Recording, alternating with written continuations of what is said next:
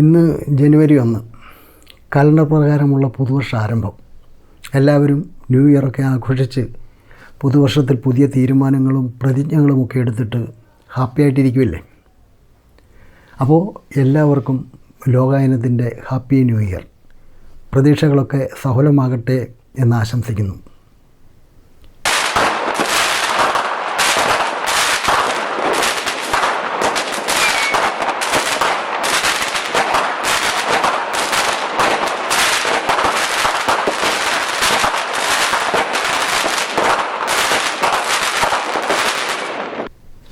പല നാൾ വഴികളിലൂടെ കടന്ന് നിരവധിയായ പുതുക്കലുകളിലൂടെ പരമാവധി തെറ്റുകുറ്റങ്ങൾ ഒഴിവാക്കി ഇന്നത്തെ രീതിയിലേക്കെത്തിയ കലണ്ടറിൻ്റെ ചരിത്രം ചുരുങ്ങിയ സമയത്തിനുള്ളിൽ നമുക്കൊന്ന് നോക്കാം.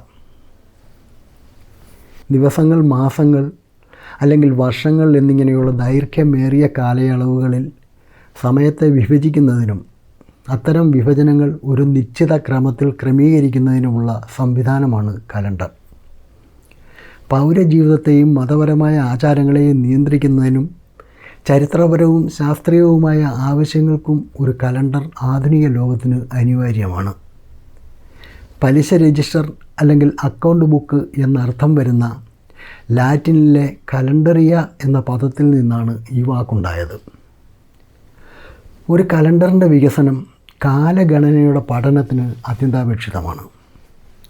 കാർഷികം, കച്ചവടപരം, ഗാർഹികം അല്ലെങ്കിൽ മറ്റ് കാരണങ്ങളാൽ കാലഘട്ടങ്ങൾ അളക്കേണ്ട ഏതൊരു നാഗരികതയ്ക്കും ഇത് ഒഴിച്ചുകൂടാത്തതാണ്. ഈ ആവശ്യകതകളിൽ നിന്ന് പരിണമിച്ച ആദ്യത്തെ പ്രായോഗിക കലണ്ടറായിരുന്നു ഈജിപ്ഷ്യൻ കലണ്ടർ. റോമാക്കാർ 1500 വർഷത്തിലേറെയായി പടിഞ്ഞാറൻ യൂറോപ്പിൽ ഉപയോഗിച്ചതും പിന്നീട് ജൂലിയൻ കലണ്ടറായി വികസിച്ചതും ഈജിപ്ഷ്യൻ കലണ്ടറാണ്. ഗ്രിഗോറിയൻ കലണ്ടർ കൂടുതൽ മെച്ചപ്പെടുത്തിയതുകൊണ്ട് അത് സാർവത്രികമായി അംഗീകരിക്കപ്പെട്ടു. കാരണം ഇത് മതപരമായ ഉത്സവങ്ങളുടെ ഘട്ടങ്ങളെ അടിസ്ഥാനമാക്കിയുള്ള ഒരു സമ്പ്രദായത്തിലേക്ക് തൃപ്തികരമായി പരിഷ്കരിക്കപ്പെട്ടതായിരുന്നു. ഒരു കലണ്ടറിലെ കണക്കുകൂട്ടലിൻ്റെ അടിസ്ഥാന യൂണിറ്റ് ദിവസമാണ്. ഇപ്പോൾ അർദ്ധരാത്രി മുതൽ അർദ്ധരാത്രി വരെ നമ്മൾ ദിവസങ്ങൾ അളക്കുന്നുണ്ടെങ്കിലും ഇതെല്ലായ്പ്പോഴും അങ്ങനെ ആയിരുന്നില്ല. ഉദാഹരണത്തിന് ജ്യോതിശാസ്ത്രജ്ഞർ CE 2-ാം നൂറ്റാണ്ട് മുതൽ ഉച്ച വരെ ദിവസങ്ങളാണ് കണക്കാക്കിയിരുന്നത്. മുൻകാല നാഗരികതകളിലും ആദിമ മനുഷ്യർക്കിടയിലും അവരുടെ വ്യത്യസ്ത ജീവിത ചുറ്റുപാടുകളിലും ഗ്രൂപ്പുകൾക്കിടയിലും ആശയവിനിമയം കുറവായിരുന്നു. അതുകൊണ്ട് തന്നെ ദിവസം കണക്കാക്കുന്നതിനുള്ള വ്യത്യസ്ത രീതികൾ അക്കാലത്തെ ഗോത്രങ്ങൾക്കിടയിൽ അത്ര വലിയ ബുദ്ധിമുട്ടുകൾ സൃഷ്ടിച്ചില്ല. മിക്ക പ്രാകൃത ഗോത്രങ്ങളും ഒരു പ്രഭാതം മുതൽ അടുത്ത പ്രഭാതം വരെയുള്ള രീതിയിലാണ് കണക്കുകൂട്ടൽ നടത്തിയിരുന്നത്. പിന്നീട് ബാബിലോണിയക്കാരും ജൂതന്മാരും ഗ്രീക്കുകാരും സൂര്യാസ്തമയം മുതൽ സൂര്യാസ്തമയം വരെ ഒരു ദിവസം കണക്കാക്കി. എന്നാൽ പുരാതന ഇന്ത്യക്കാർക്കും ഈജിപ്തുകാർക്കും പ്രഭാതത്തിലും റോമുകാർക്ക് അർദ്ധരാത്രിയിലുമായിരുന്നു പണ്ട് ദിവസങ്ങൾ ആരംഭിച്ചിരുന്നത്.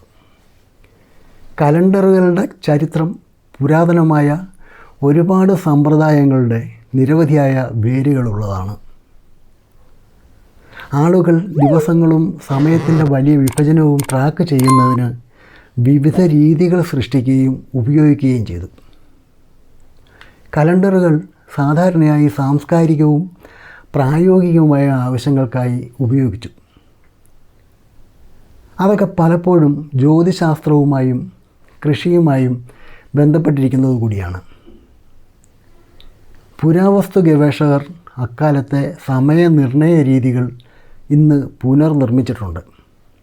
അത് നിയോലിത്തിക് പോലെയുള്ള പഴയ ചരിത്രാതീത കാലത്തേക്ക് നീണ്ടുപോകുന്നു. ഭൂരിഭാഗം ചരിത്ര സമൂഹങ്ങൾ ഉപയോഗിച്ചിരുന്ന സമയനിഷ്ഠയ്ക്കുള്ള സ്വാഭാവിക യൂണിറ്റുകൾ ദിവസം, സൗരവർഷം, ചാന്ദ്രികം എന്നിവയാണ്. കലണ്ടറുകൾ സമയപാലനത്തിനായി ഉപയോഗിക്കുന്ന വ്യക്തമായ സ്കീമുകളാണ്. പുരാതന നിയർ ഈസ്റ്റിലെ എഴുത്തിൻ്റെ വികാസത്തെ ആശ്രയിച്ച് ചരിത്രപരമായി സാക്ഷ്യപ്പെടുത്തിയതും രൂപപ്പെടുത്തിയതുമായ കലണ്ടറുകൾ വെങ്കലയുഗത്തിലേതാണ്.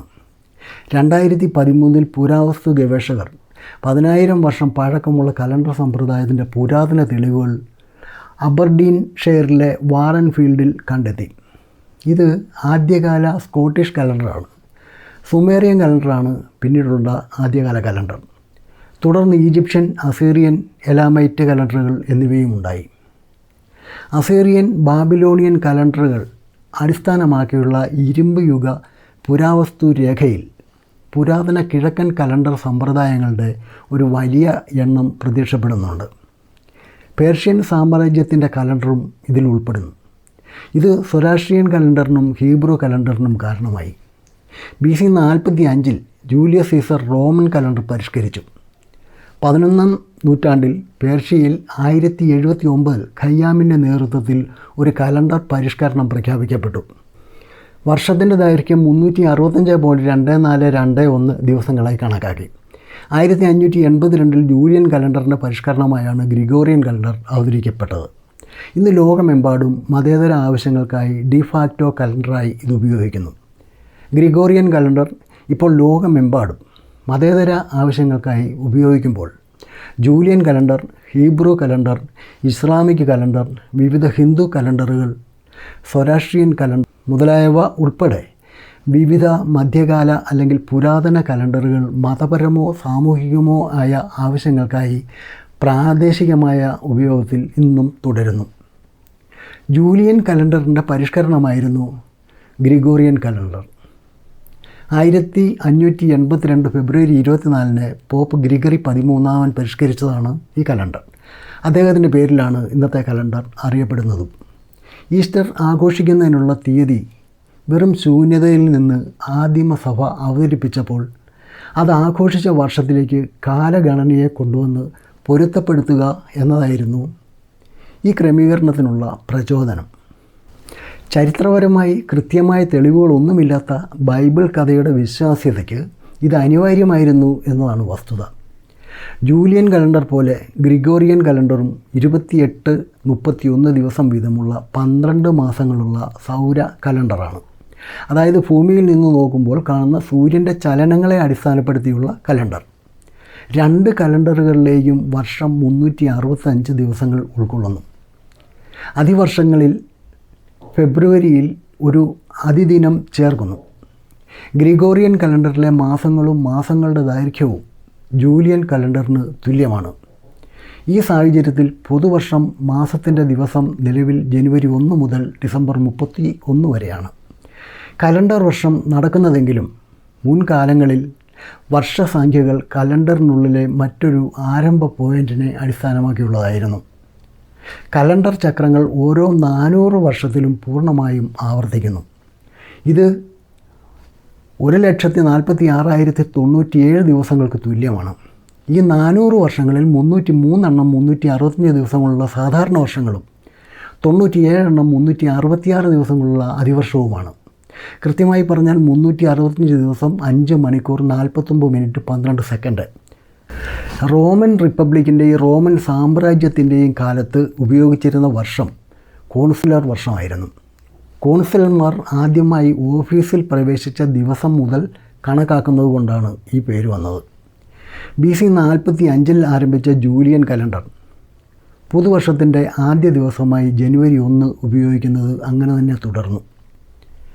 മധ്യകാലഘട്ടത്തിൽ കത്തോലിക്ക സഭയുടെ സ്വാധീനത്തിന് കീഴിൽ പല പാശ്ചാത്യ യൂറോപ്യൻ രാജ്യങ്ങളും വർഷത്തിൻ്റെ ആരംഭം നിരവധി പ്രധാന ക്രിസ്ത്യൻ ആഘോഷങ്ങളിൽ ഒന്നിലേക്ക് മാറ്റി. അതായത് ഡിസംബർ 25 ക്രിസ്തുമസ്, മാർച്ച് 25 ഈസ്റ്റർ എന്നിങ്ങനെ. ഇന്നും ക്രിസ്തു ജനിച്ച് ഡിസംബർ 25 എന്ന് കരുതുന്ന ധാരാളം വിശ്വാസികളുണ്ട്. സാധാരണ ഉപയോഗത്തിൽ ജനുവരി 1 പുതുവത്സര ദിനമായി കണക്കാക്കുകയും അതുപോലെ ആഘോഷിക്കുകയും ചെയ്തു. എന്നാൽ 12ാം നൂറ്റാണ്ട് മുതൽ 1751 വരെ ഇംഗ്ലണ്ടിൽ നിയമപരമായ വർഷം ലേഡി ഡേ എന്ന പേരിൽ മാർച്ച് 25 ഉദാഹരണത്തിന് പാർലമെൻ്ററി റെക്കോർഡ്സിൽ ചാൾസ് ഒന്നാമൻ്റെ വധശിക്ഷ 1648 ജനുവരി 30 നടന്നതായി രേഖപ്പെടുത്തുന്നു. എന്നാൽ പിന്നീടുള്ള ചരിത്രങ്ങൾ വർഷത്തിൻ്റെ ആരംഭം ജനുവരി 1 തിരുത്തിയപ്പോൾ അത് 1649 ജനുവരിയിൽ നടന്നതായിട്ടായി.